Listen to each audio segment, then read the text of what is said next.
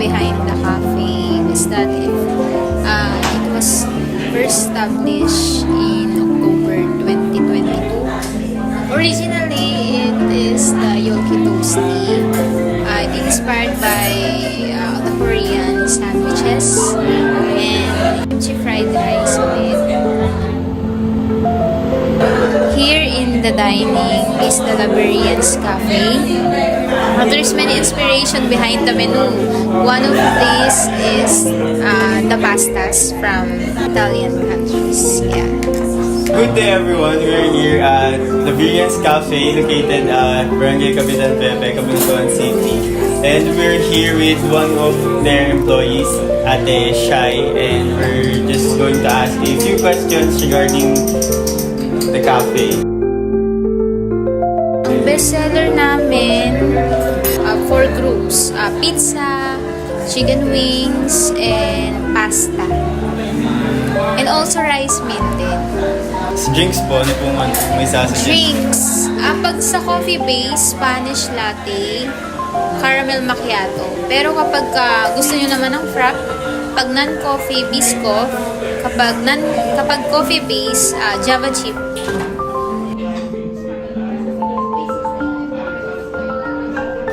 Isa pa pong question ko is, syempre po coming from sa amin po na HM student, ano po yung may advice? Ano po yung may advice nyo, like for some of us, if maybe in the near future po is pasukin namin yung ganitong Industry. ganitong workforce, ano po yung may sasuggest nyo po sa amin? Ano yung i-expect po namin? So dahil nasa food industry kayong course, di ba? So dapat kahit pa paano maalam din kayo sa iba't ibang menu, di ba? Preference din kasi ng iba't ibang tao, ganyan. Kung ano yung pwede nyo maibigay, mai-provide na mga meals. And also yung customer service, ano pa ba? Yung quality ng food, yung ambience din, kasi yan din yung binibisita ng mga guests. Yun.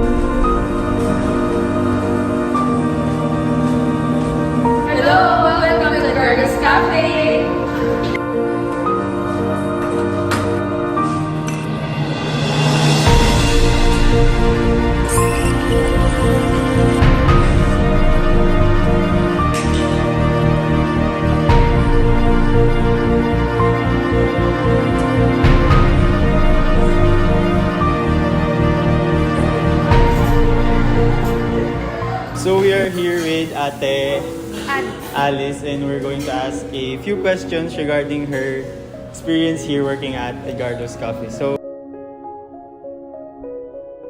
I graduated from Nueva Ecija University of Science and Technology, and ang course ko is Bachelor of Science in Hospitality Management. wow, so same time. Same ko. So, Pinaka gusto kong part, siguro yung sa pag-service crew. Kasi ito talaga yung passion ko, yung gusto kong ginagawa. Kaya dito ako sa cafe pumasok. Or kung hindi sa cafe, siguro sa hotel. Kasi gusto ko talaga yung sa hospitality industry.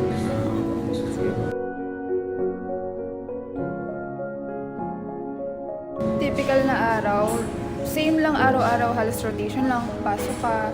Dito kasi all around ako. So, minsan nag-service crew ako, minsan nagkaka-cashier, then nagbabarista din ako. So, gano'n lang siya every day. malakas naman po like, yung mga araw-araw. May time na hindi, may time na matao talaga. Ganun. So far, masaya ka po ba? Or nag-enjoy ka po ba sa work mo dito? Oo naman, masaya ako dito. Nag-i-enjoy ako kasi ito talaga yung gusto kong ginagawa. What makes your work naman po enjoyable sa perspective niyo po? What makes my work enjoyable? Siguro yung bonding sa mga katrabaho. Sobrang sarap mag-work kapag ka-close mo lahat ng workmates mo. Kasi ang hirap mag-work pag toxic yung paligid. So yun lang po. So may last question lang po ako. Para sa amin po na HM student, like kami po, na or some of us na wanting to pursue this kind of work sa industry po na ito, ano po yung may papayo nyo? Like, ano po yung may papayo nyo sa amin, HM student? Ano po yung i-expect namin sa ganitong workforce, field na ganito? Sa hospitality industry, actually marami kayong pwedeng pasukan na work. Sobrang lawak ng hospitality industry. Yes. Pwede kayo sa mga cafe, restaurant, hotel, ganun. Siguro ang mapapayo ko lang, huwag kayong mag-stop na maghanap ng work. Kasi after nyo gumraduate, sobrang hirap. As in, kung akala nyo parang pag-graduate mo, makahanap ka na agad. Kailangan ng Hindi, kasi experience. sobrang taas ng standards. So, huwag kayong titigil. And huwag kayong masyadong magiging pihikan. Like, kunyari, mag-start kayo sa small na business. Okay lang yun. Step by step. So, mag-start kayo sa small business hanggang sa ma-upgrade kayo ng mag-upgrade. Hanggang sa marating nyo talaga kung saan nyo gusto mag-work. Ganun. So yun. Thank you, Ate Alice.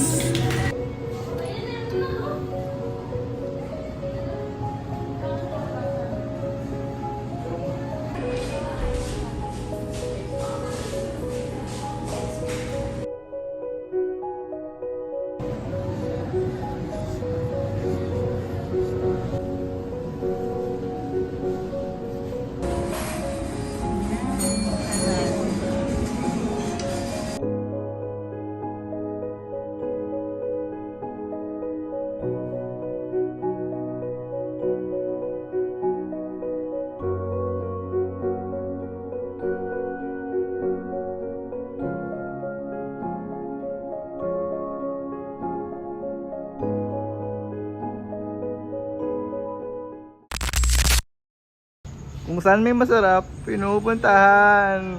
Hey!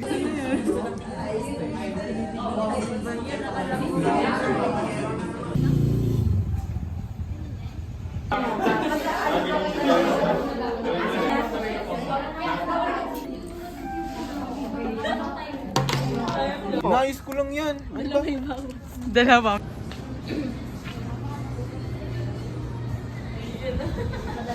Uy!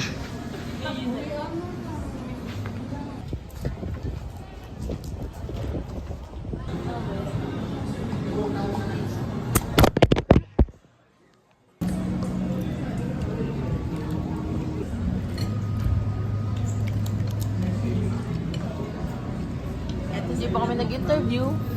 Gamamon. Yan.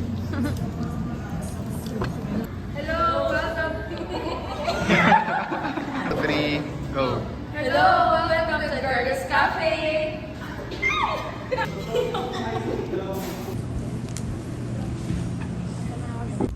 Hi sa vlog. Wala na. Ano pa? Ate Alice. So... Uy, wait. Namatay. Lalabas lang. Oh, lalabas na tayo. Papayos na.